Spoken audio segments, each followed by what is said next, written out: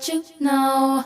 سری سرعتی یه روز از زندگی منو ببینین. Don't wonder no more what I هفته 3 روز میرم اسکی رو آب. دارم تلاش میکنم که تریکای جدید روی بورد یاد بگیرم.